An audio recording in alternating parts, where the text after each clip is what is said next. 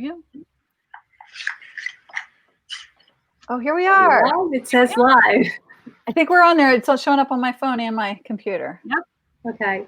There it says you are live. We are live. All right. I forgot. I was supposed to introduce all this. We're not live, but we're live. Okay. Hi, everyone. Welcome to the Isn't It Romantic Book Club.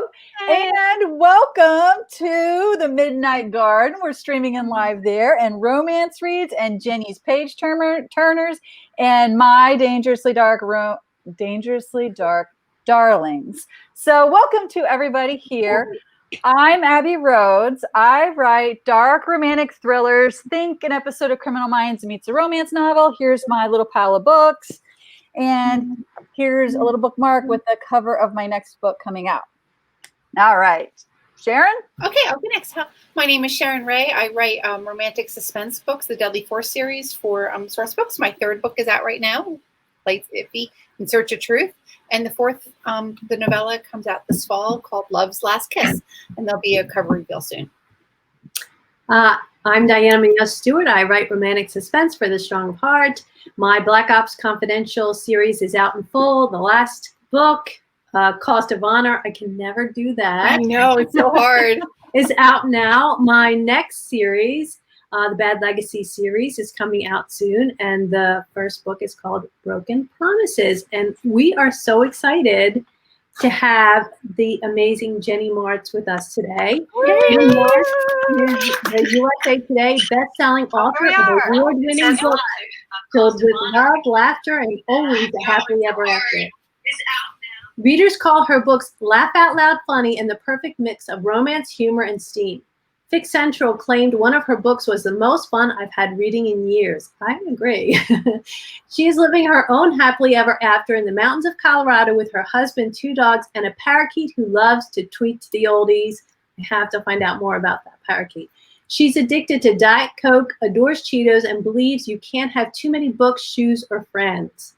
Her books include cute cowboys, hot hockey players, and hunky cops. And her most recent series, The Cowboys of Credence, feature hockey-playing cowboys. I love that.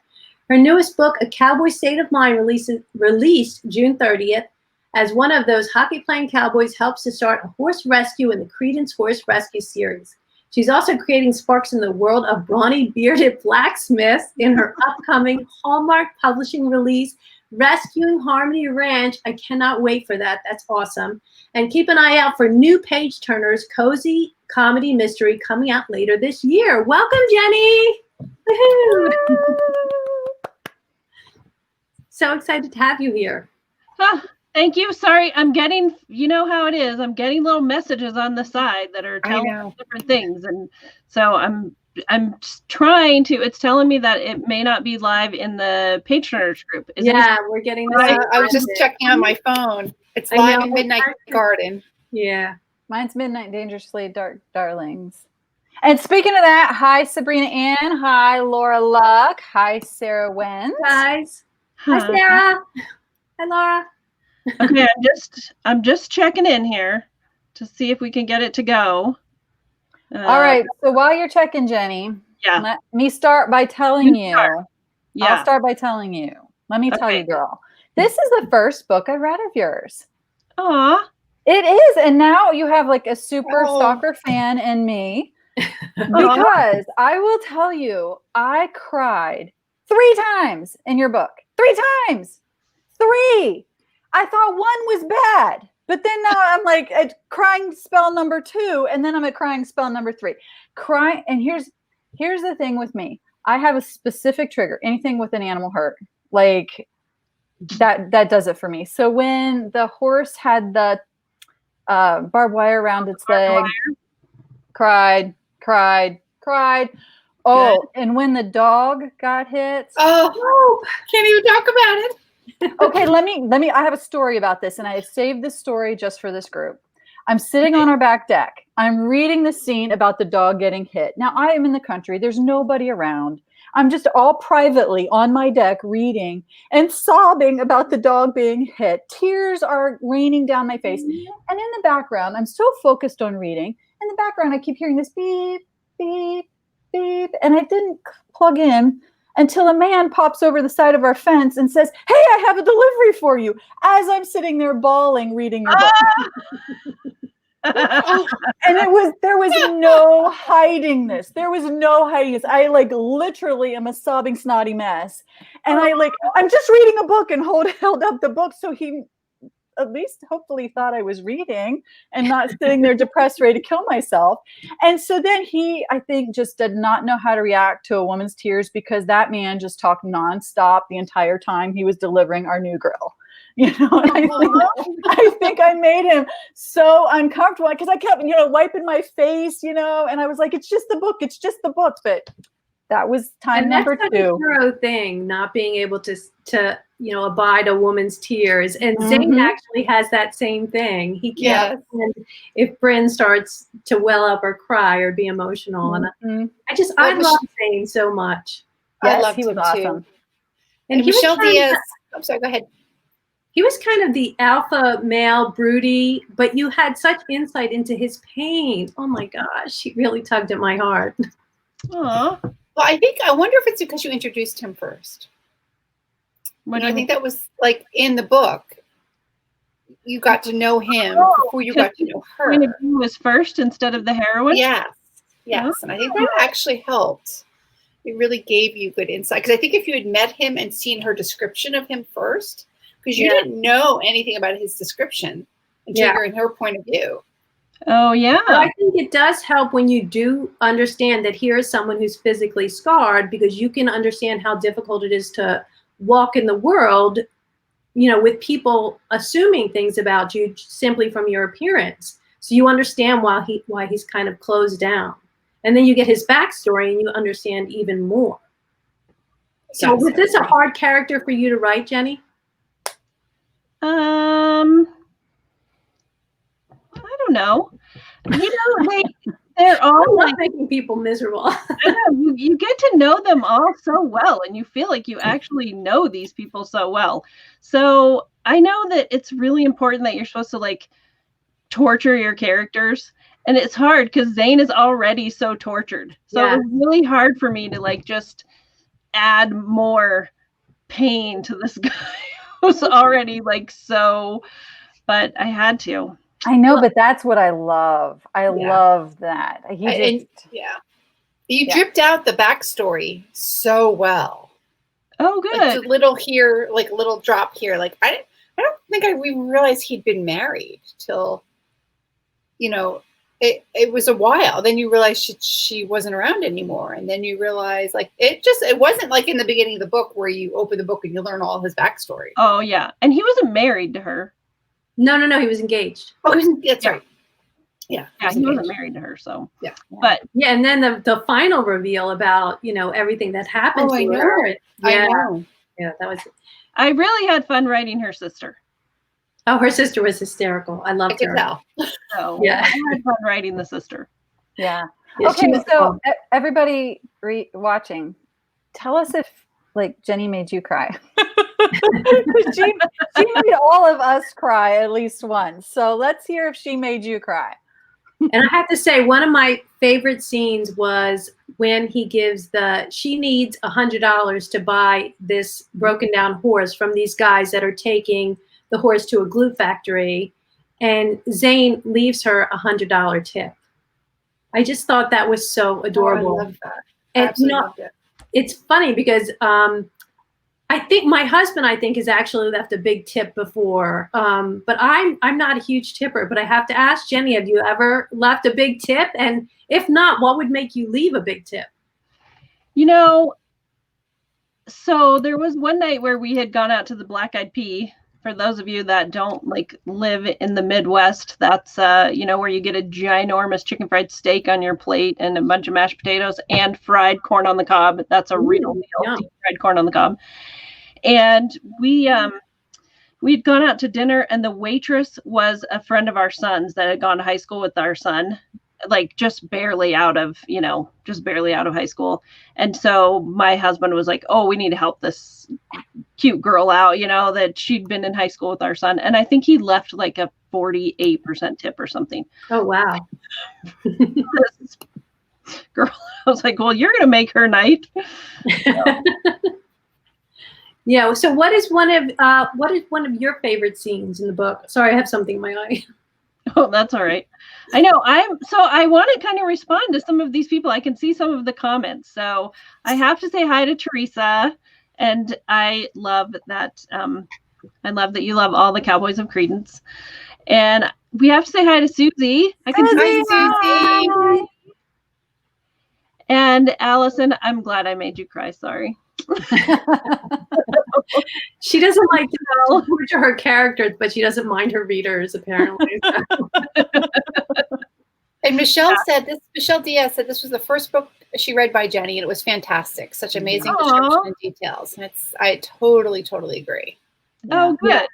Hey, that's a good question. Like, how many of y'all have read Jennie's books before versus this being your first Jennie book?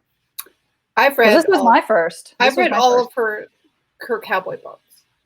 How about you, Diana? Have you read them? No, I haven't. This is my first book too. That's okay. But it's not my last, Jennie. Seriously, No. like you have a super fan of me. This was so good. Well, and you do such a great job of bringing in little elements, even though this is the first in a series of a new series. There's still elements, of stories we've had before and elements of the stories we know that are coming, which I really love. So for those of you that don't know, I'm a multi-genre author. So I write cowboy books, I write hockey players, I write romantic comedies. I have a bunch of romantic comedies, and I also have a cozy mystery series. So, but all of my books kind of have this kind of underlying small town, good friends.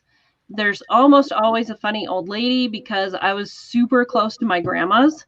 And so both of my grandmas, I had really great relationships with them. And so I love putting just cute, funny, spunky, spirited old ladies. My cozy mystery series, Edna is always getting those girls into crazy trouble. For those of you that do read some of the Credence series, never fear, Aunt Sassy is coming back, and she plays a big role in the next book, which some of you may have guessed might involve a cute veterinarian and Elle, our precious widow, that they are going to come back with Aunt Sassy and a fake pink fur coat. Well, I could tell that you really do have a good relationship with your grandmother because you do write wonderful. So I've read other of your stuff that we've shared, but right. So you write a great grandmother, and Michelle writes that she thought one of her favorite, and this is one of mine, and when I was reading it, it really struck me. She said, you can't get to the next rung without letting go of the old one and reaching for it. So I love that quote. That was a really good one. Yeah. Well, and I love the women from Kansas. Oh, aren't they adorable? With the pig. So I'll tell you guys a secret, a little inside secret about that. So two of my just writer besties are Anne Elliott and Ginger Scott, and they both write YA. And we had met in Denver, and we're at, we had just done like this overnight kind of our own retreat. They were doing a signing or something, and I'd gone up to meet them, and we had plotted this book and worked on this book, and they came up with this idea about, you got to have these ladies come and they have to bring a pig, and it just sort of grew from there. And so those two ladies I named after Annie. Oh, that is so cute. That is cool. So do you do a lot of plotting, or does most of it come naturally? So for those of you that don't know, in the writing world, there's plotters and there's pantsers, and I am very much a plantser. So I plot out the main story, but then stuff comes, in the middle. We all probably do that stuff where all of a sudden you'll wake up in the morning and go, oh, I'm going to totally do that. Oh, hey guys, I just remembered. We forgot to tell everybody. Oh, right. Oh, yeah. Let me just say I forgot to tell everybody. I even wrote it down. That we're giving away a $20 gift card to somebody who comments tonight. So keep your comments coming, your questions coming. One of you will win a $20 gift card. And also, our next month's book will be announced tonight, and someone will win an ebook copy, a digital copy of that as well. Somebody who comments. Yeah. So I have another fun story to tell you about one of the characters and where they came from. I am a member of PEO. I don't know if there's any other PEOs out there, or any of my PEO sisters are watching or will watch at some point. But it's kind of a philanthropic group of civic group for women's education. Let's just say that. So we had an auction, and we did a big auction that someone could get their name in the book and a character named after them. And so the woman that won was Rosalie. And her husband is Ralph, and he bought it for her. And there was 2 people bidding on it. I can't believe how much that character name went for, but he ended up winning it and got to have his lovely bride of 60 years get named in the book. And so that's where the lovebirds. So Rosalie, who's the art teacher, it's named after her, and then Ralph and Rosie, the lovebirds, are named after Ralph and Rosie. That is so sweet. A romance story about a romance book. I love that. I know. I figured that rescued horses would show up, but I didn't expect throughout the book all these random animals to appear. Everything from birds to dogs to kittens to Pigs. the hog. Yes. The goat. There was the goat. I love the goat. But you have a lot of animals. You have this parakeet, which I have to know more about, that sings to the oldies, apparently. Well, you know what her favorite song is? For a long time, my husband would watch The Sopranos in his office. It's my husband's parakeet. We gave it to him for Christmas. And it's in his office, which, during this time where he's working at home, that bird tweets a lot during his Zoom meetings. So he always has to start off all of his work meetings with, "If you hear my parakeet." But he would watch The Sopranos, and that music in the beginning of The Sopranos that shows up, and she would just tweet like crazy. And Chuck Berry's Blueberry Hill, oh my gosh, I love that song so much. He just starts tweeting like crazy. That's awesome. So Jenny, Sarah Wentz says that you've had a lot of good news lately. Congratulations. Do you want to share some of your good news that you've had? Oh, Sarah, thank you. So I think that at first I thought she was talking about Hallmark, that I have a book coming out. That's good. Hallmark. That's very good. Congratulations. But I think what she's talking about is that it started with the Cowboy, which is I didn't do very good at holding my books up, but one of these books, this one, just won a contest. So it won first prize in the long contemporary for the I can't think of the name of it right now. It's awesome. Congratulations. That's fantastic. My memory doesn't work. I'm 50. Come on now. I know. Before we even started, Jenny said to us, "Do you guys ever find that you write so many books, sometimes you confuse, which character and which scene?" And we all looked at her and we're like, "No, we don't." Okay, so this book won first prize, but what I haven't announced yet, so you guys could be the first ones, is Wish Upon a Cowboy is a finalist in another contest. That's wonderful. awesome. Wish Upon a Cowboy and It Started with the Cowboy both finaled in that first contest, and It Started won, and then Wish has finaled in another contest that is the Book Buyer's Best, I think. So I did have some. Congratulations, Sarah. Sarah didn't even know about that one. And you deserve those. You do. Oh, I have agree. to say, some of the scenes that I found the most dramatic were the ones with Bryn, where she was basically helping this horse to give birth. That was remarkable. I had to say, have you ever seen a horse give birth before? Because it seemed like you did. Yeah? Yeah, sure. I've seen a lot of animals give birth. Right? Yeah. So I grew up on a farm in Kansas, and my dad is a veterinarian.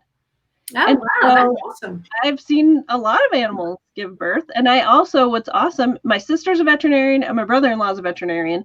So I have a ton of like resources when I need help with the scene. I call up my dad. He'll help me with,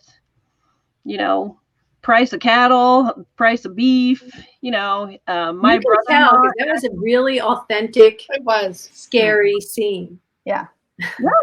And I could totally relate to that kind of panic of Yeah. being alone, not knowing what you're doing, trying to figure it out, and just panicking, and having to do something when you just don't know what you're doing. Right. Mhm. So relatable.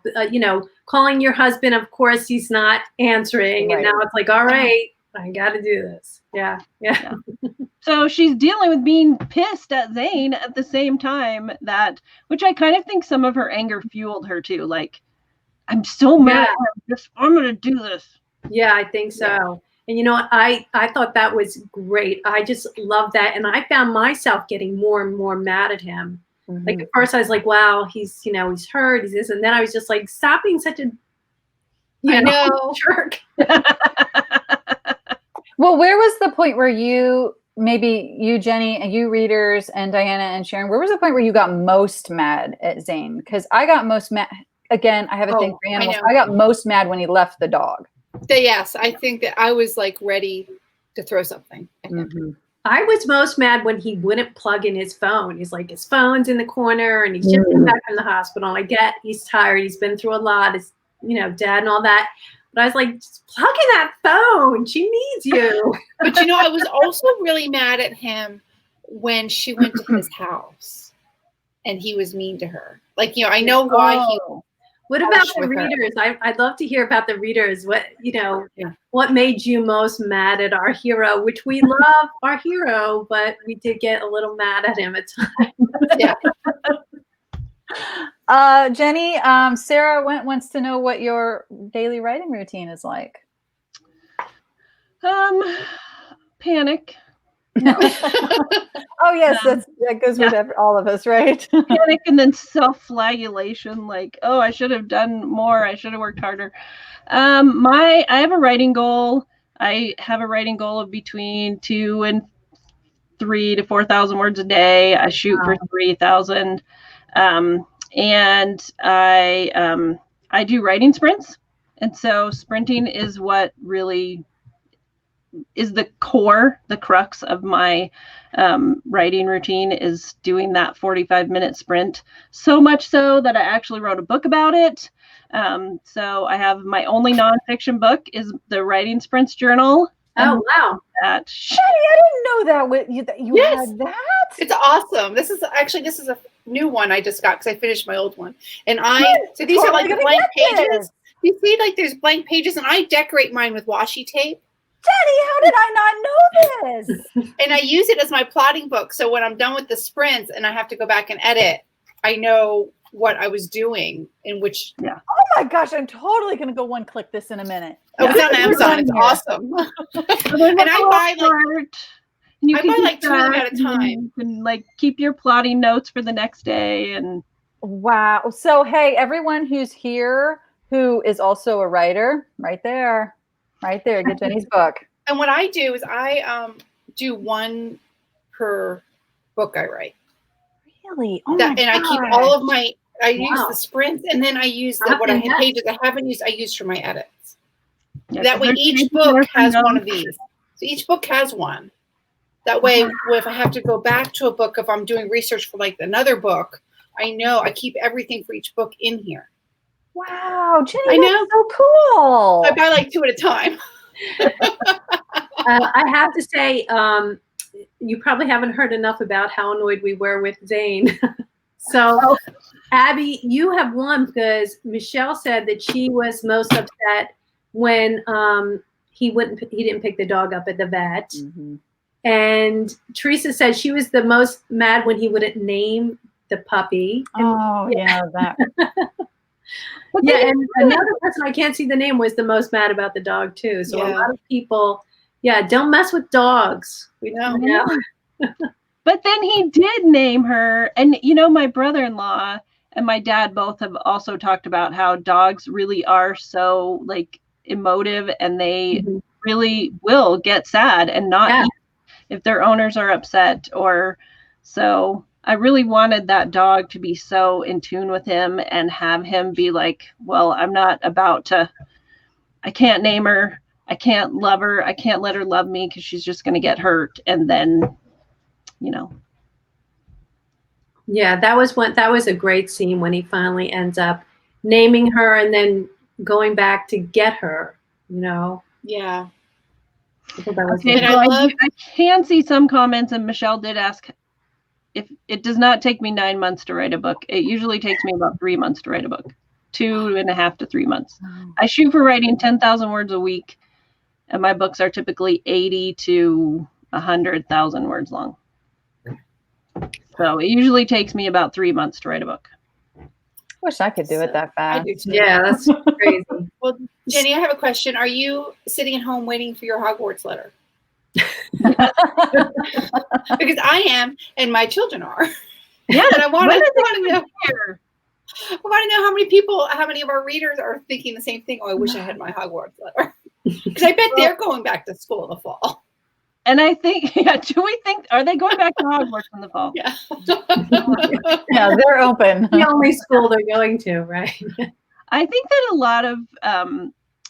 lot of my readers know, if they've read any of my books, they know I'm a Harry Potter fan, because I always find a way to like sneak in like some little thing, right, whether it's calling somebody a muggle or, you know, Aunt Sassy. There's a part in one of the other books where Aunt Sassy asks a Harry Potter question. And so I'm a huge, huge Potterhead. So yeah, I am too. I think that's great. I love finding Potterheads and other authors. You know, as I'm reading their books, like, oh, I know. There are a lot of random trivia. Yeah. Susie Benton just left a comment. For those of the readers who don't know, Susie Benton is one of our content editors at Sourcebooks Casablanca, who's amazing, who has her hands in all of our books. So if there's something you love about the book, it's because Susie had gave us advice and helped us through it. She wants to know from the readers, what do people think is not redeemable in a romance hero? Ooh, that's a great question. Yeah. For me, one is cheating. Yeah. Oh, yeah. Well, you know, J.R. Ward gets away with it, so. But she's J.R. Ward, though. But she did it in an early book before she was J.R. Ward. Yes. Yeah. Don't you think that that's what's so great about it, is that we take these people, whether it's the hero or the heroine, that they feel like they're not redeemable, they feel like, you know, or they've done something terrible. That actually that made him redeemable, because there was a point where he was really mean to her. Zane was really mean to Brynn. And if I didn't know how damaged he was, if I didn't know his backstory, if I didn't feel so deeply for him, if I hadn't seen the way his father treated him and known the story, I would not have forgiven him that. Mm-hmm. I think part of it is balancing, you know, understanding. If you understand someone's pain, then you can understand, you know, how they sometimes act out in ways that are, you know, not appropriate. Well, it's empathy. Like, you're creating such empathy for him that we're, as readers, willing to forgive an awful lot because we are empathizing with what he's been through and we understand why he's doing what he's doing. Right. Well, and that's why I wanted to show his dad, like, talking to him first and how his dad treated him before she showed up with the pie, so that readers would know he's only acting like that because he doesn't want her coming in his house. He only wants to get her away from his dad. He only doesn't want her to see how his dad treats him. So I'm assuming that's the point. That's the part that you're talking about. And that is another thing. His motivation is always to protect her. His motivation is always to protect her. From himself or from his family or from whatever, versus her ex, Brynn's ex, and I can't remember his name. Oh, his name's Peter. Peter, who steals her car and steals her money, and then when she shows up to take the truck, which actually belonged to her grandfather, he's like, "You can't take my truck." He was, you know, I had no sympathy for him whatsoever. Well, in that scene, I really wanted her to be empowered to go get that stuff back herself. I didn't I wanted these two I love that. badass Yeah, I do cowboys too. to be there to be her backup, but I wanted her to be the one to go get that stuff back, and for her to be the one to be able to stand up for herself. And like, that was really important to me, that she was empowered to go do that. I love that, actually. And I was a little surprised, when Zane was talking to Logan on the phone, I thought Zane was going to make an excuse to her and say, I'll be back.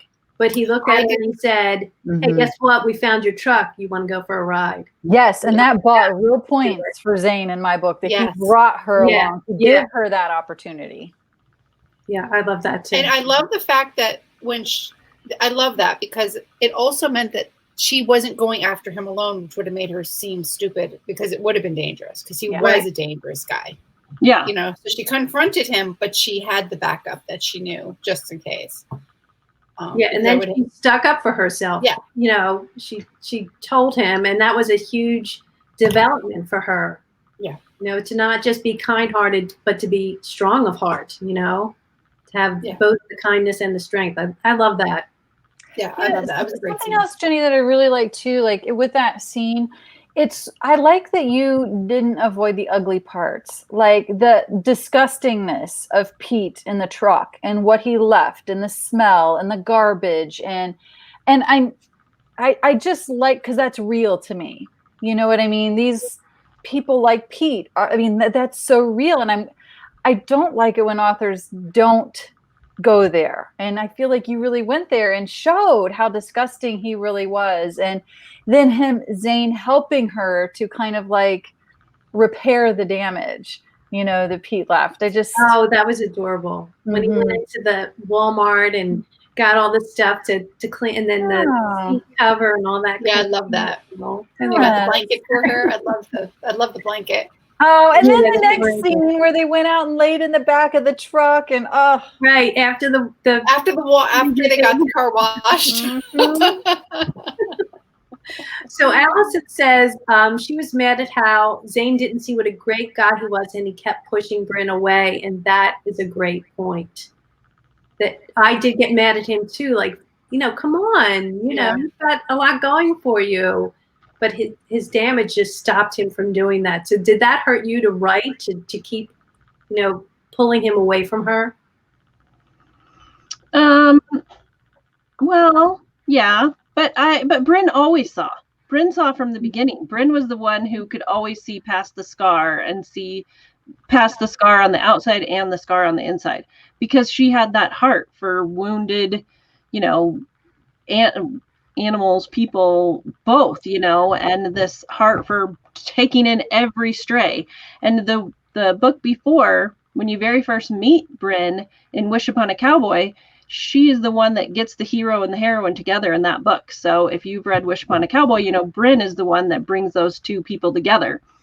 So she's kind of always doing this, and I think she always sees past Zane's, all of his kind of stuff that he thinks is so apparent, and she's invisible to her. Yeah, that's probably why he had to be so forceful with her when he wanted her to leave. Like when he's walking out of the vet, and she is, just determined, no, I'm not going to let you walk away, and he does anyway. And then you're so brokenhearted. And then when she goes after him again, just one heartbreak after another. But she never saw. You're right. She always understood that there was something underneath that he was actually hiding something, and that his pain was what he showed to people, although he showed it through anger. Yeah. So Judy says that she's fell in love with Cowboy State of Mind and fell in love with Bryn, and Pete was scum, and that she could smell her grandpa's truck off the pages. Aw, that's a good job, Jenny. No, but that's good. That's good. Good. That's good. Jenny, what was the hardest scene to write?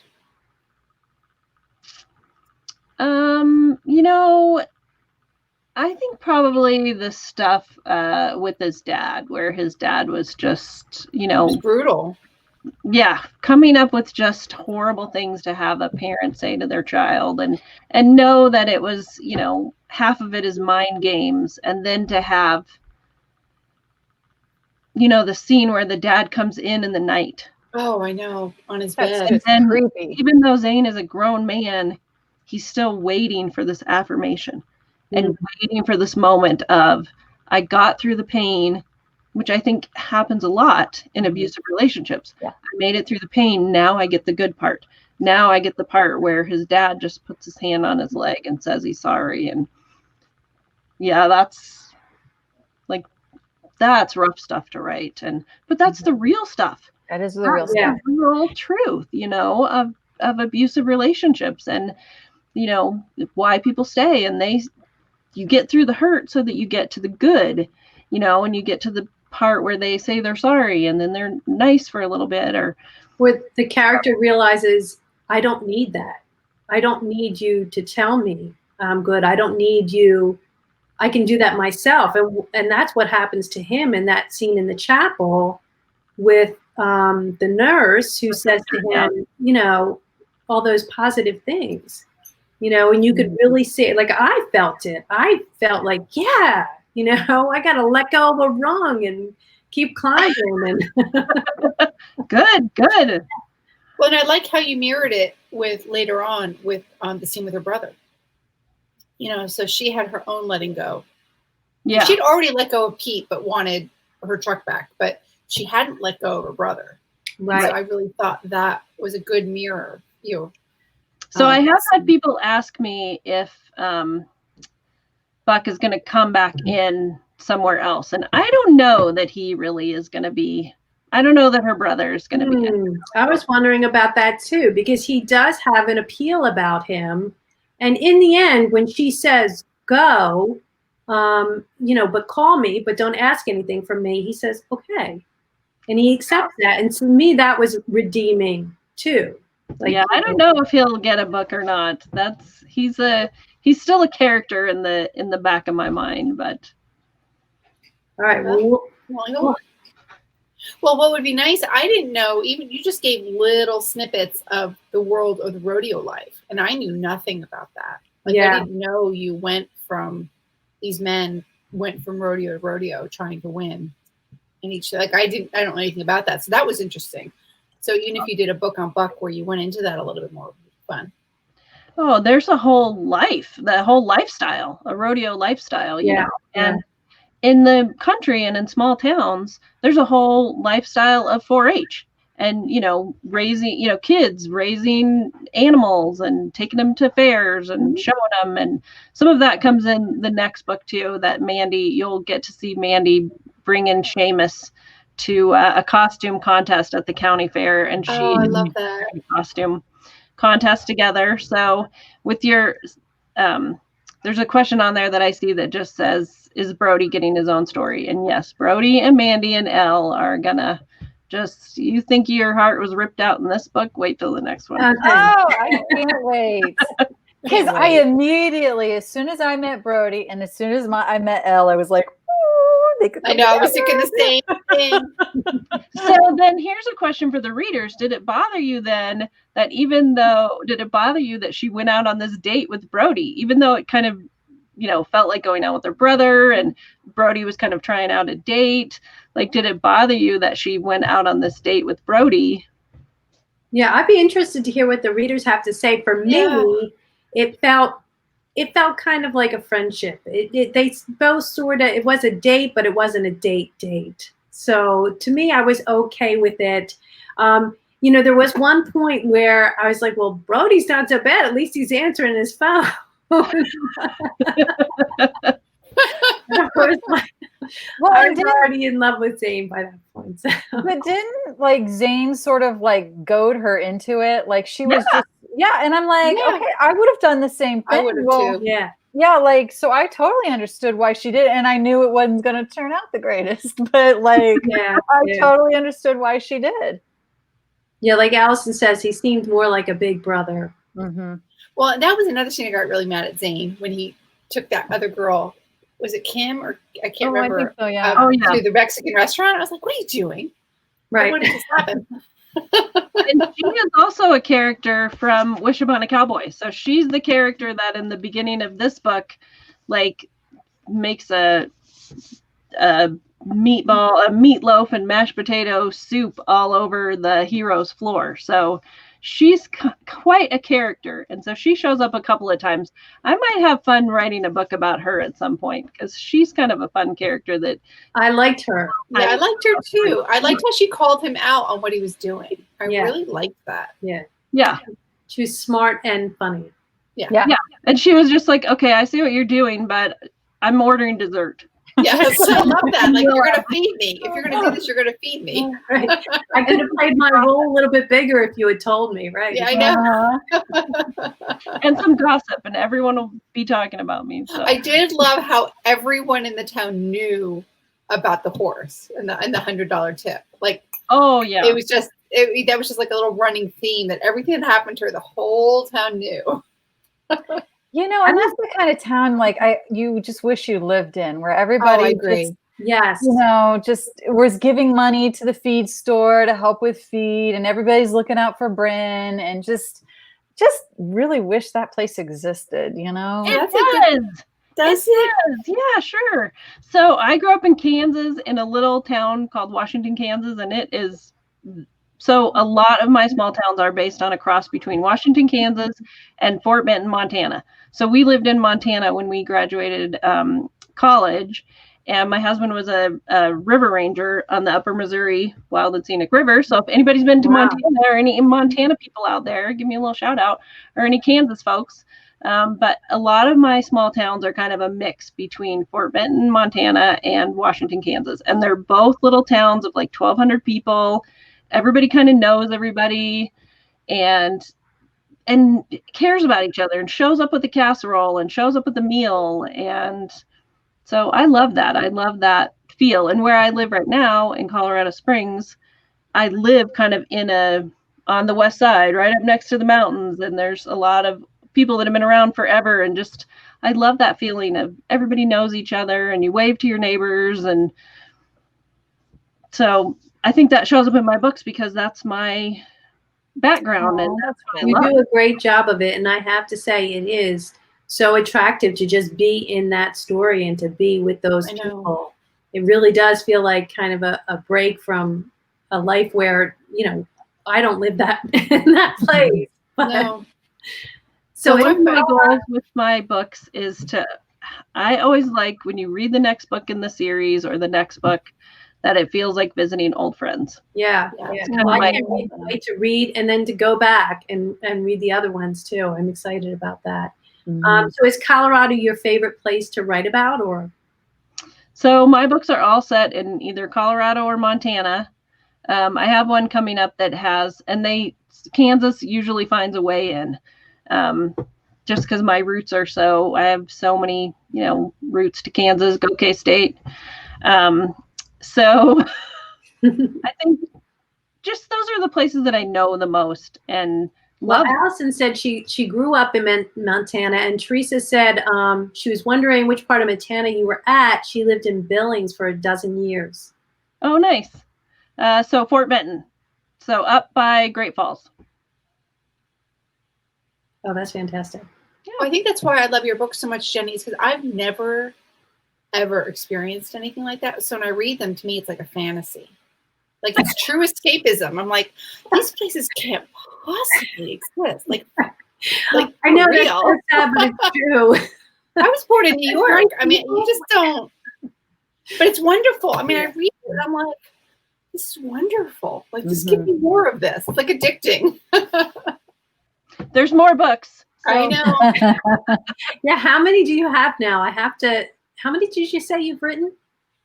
This isn't the 26. I've written 26 and I have 24 published. Wow. So. Right. So, and there's one coming in December. Is that right? Or so my next book that's coming out is in February. It's the one from Hallmark, and it's called Rescuing Harmony Ranch. It's about a blacksmith and a city girl and some matchmaking grandmas and a meddling basset hound. Very, very Hallmark cute. It's going to be. Sounds adorable. Valentine's Day. And then the next month in March, When a Cowboy Loves a Woman, which is Brody and Elle's story, will show up. And this Christmas, there'll be a little, companion novella, like a little Christmas story to the Credence series this Christmas to watch for. Very nice. Oh, I'm excited. So you write about animals too. It's not just small town. You have a lot of animals in your books. I do. I know. I love animals. I have 2 dogs. Usually they've come down here by now and have made an appearance. So for those of you that have watched us before, usually my golden retriever and my little Sheltie have a way of coming in here. And so what are their names? Because you've never told us their names. Oh, Cooper and Maggie. Cooper and Maggie. What's the parrot? Golden, and Maggie is the Sheltie. And I used to have this little rescue dog named Bailey. And the funny story about her is I really can go into the Humane Society and look around and walk out without a dog. Like my husband can't, but I can. And for some reason, our Humane Society is right next to Walmart. And I stopped in. I was on my way to Walmart and I stopped in and looked around, and this little dog just called to me. And she was just this little Chihuahua Terrier mix. I'll post a picture of her later because she's just the ugliest, cutest dog you've ever seen. And just this little tiny bug eyes. And she just called to me. And so I called my husband. I was like, we got to go to the Humane Society. I think I have to have this dog. And he was like, what are you talking about? What have you done with my wife? Who are you? And her picture was up on the website. And it was just the most terrible, awful picture. And I told Todd, I'm like, oh, go on to, the website and you'll see her picture. And I could hear him like click, click, click, pull it up. And he goes, oh dear. This is the dog you want? And she was the best, most wonderful, loving, cuddliest dog that just stuck by my side. I'd never had my own dog. Like we'd had family dogs, but I had never had my own dog that just adored me like that. So I think rescue dogs are just. You get free vet care? No. Well, I have to drive back to Kansas for it. Not here in Colorado Springs, I know. But I do often call my dad and say, what should I do about this? Oh, that's great. Well, I have a couple more comments. Sarah says she grew up in Snow Hill, North Carolina, or she lives there now. It's a little town where everyone works together and helps each other. And she said we're a 4-H town. Yeah, so she knows. Yeah. And now I can't see who this is because it doesn't say their name, but she says that she's vacationed through the Texas Panhandle, and that's what I thought of when she read your books. Aww. And yeah, Allison says she grew up in Butte, Montana. Yeah, yes. And someone is in the Chicago suburbs. Grew up where the movie The Breakfast Club was filmed. That's Judy. Oh, Judy. Okay. Yeah, I can't see everybody's. Yeah. I can see her comment on it. And Darlene Carroll said, I'm glad I found a new author to read today. Aww. Mm-hmm. And Darlene, it's not just a new author, it's a new author with a huge backlist. That's always a treat. Right. I know. Well, and I will tell you what's fun with this book too is there's an audiobook for it, and it has dual narration. So the audiobook has a male and a female reading it, and I got to be part of the auditions. Like they sent me the auditions. And so this is the first one that I got to actually have a say in like that. Well, the page turners I did, but this is the first one of the Cowboy books. And I've gotten great comments. Readers really like the narrators, and they just love the emotion that comes through in the guy cowboy. And so if you're an audiobook listener, I love audiobooks. I do too. I do too. I love audiobooks. The narrators do a really good job, and it's kind of fun hearing the dual narration. Yeah, that's really neat that you got to pick that out, and that's wonderful in that way. Yeah, and I was at work too. I was at work when they sent it to me, so I'm at the bank on my lunch break, like auditioning, listening to these 5 men like read my book out loud. These little 2.5-minute things, and some of my coworkers were coming in going, what are you doing? Just auditioning. male actors. It was fun. So Jenny, do you get a say in your covers? In the covers? I'm just asking the question everyone's thinking. Everyone always asks that question because it's a beautiful cover. He doesn't have a scar on his face, but it's still a beautiful cover.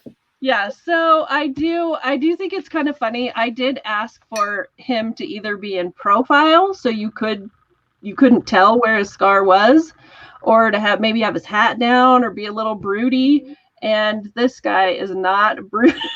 He's so happy. Well, he's not. Yeah. Well, I was when I finished the book, I thought, okay, this is Zane on his honeymoon.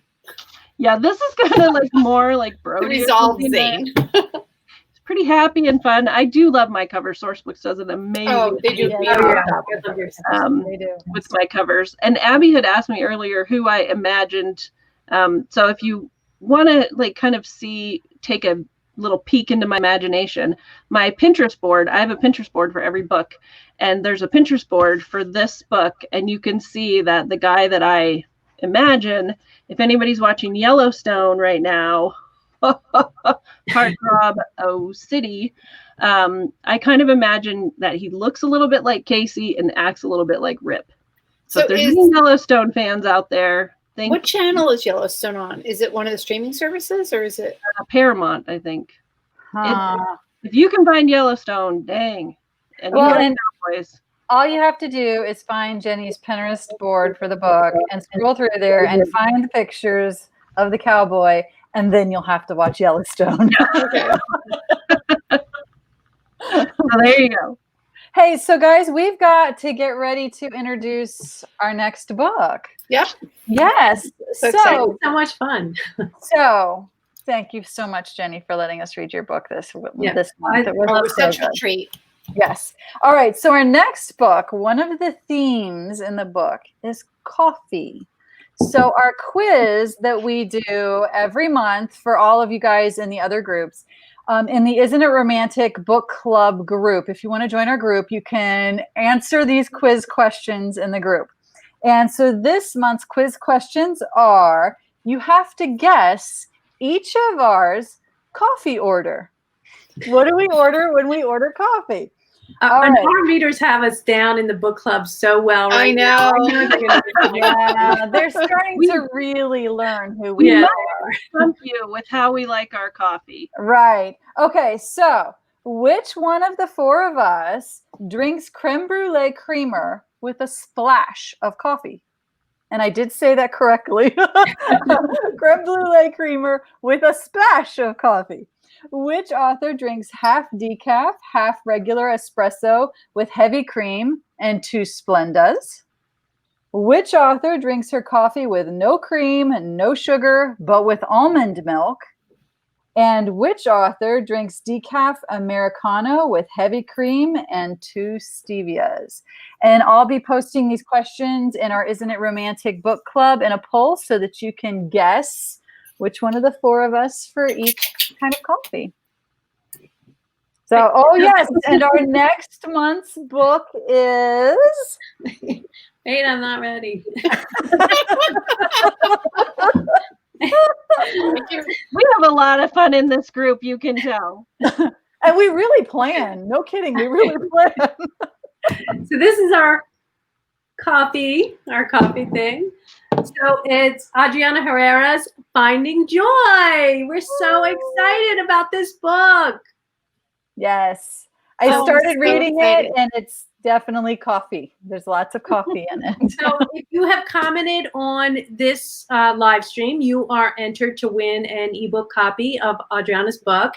And we will let everyone know on Sunday who the winner of that is. And also, if you have commented, you are entered to win our gift card of $20. And we will let you know on Sunday that as well. Yeah, and Allison asked for, she was looking for Jenny's Pinterest board. Maybe Jenny, when we're done, maybe you could put a link in the comment to your Pinterest board. Oh, I will. And I'll post a picture of Bailey.